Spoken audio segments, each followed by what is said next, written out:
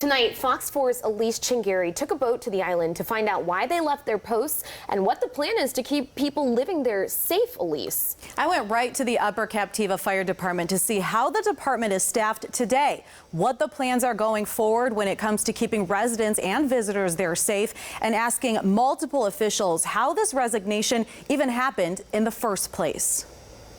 I just think that the whole thing is a nightmare for everybody. A nightmare, as Division Chief John Cook explains it, as he was part of that mass resignation. And from the time we heard about the announcement in December, one question that stood out the most was why.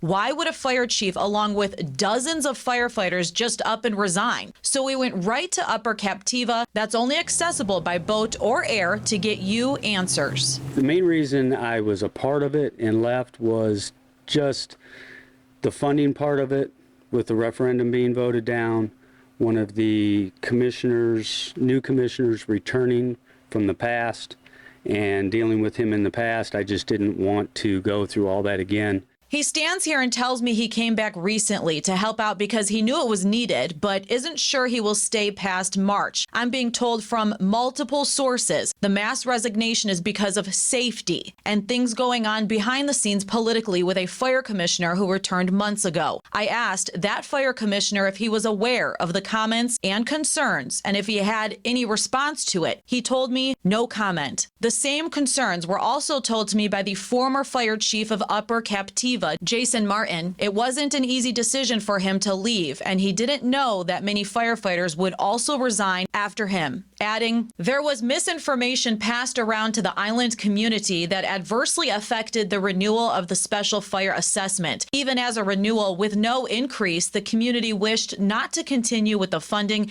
needed to maintain the department's current fire, EMS, and rescue services. The past fire chief was great. Jason was a stand-up person, did the job, did it well, had a lot of good people in place. John Trujillo, the division chief of EMS and training, explains what a loss the mass resignation is to Upper Captiva. It's a loss not just for the guys, but for the community, because the amount of guys that are out there that have experience, knowledge of the island, knowledge of the waterways, where things are happening on the water or off the water, knowledge of the island, it's hard to replace that. The Upper Captiva Fire Department has about 24 firefighters on staff. And right now, the need for safety, as just this week, the division chief told me only 2 firefighters were on staff to work Monday's schedule. Security is the biggest thing. I mean, you can see the brush piles around you.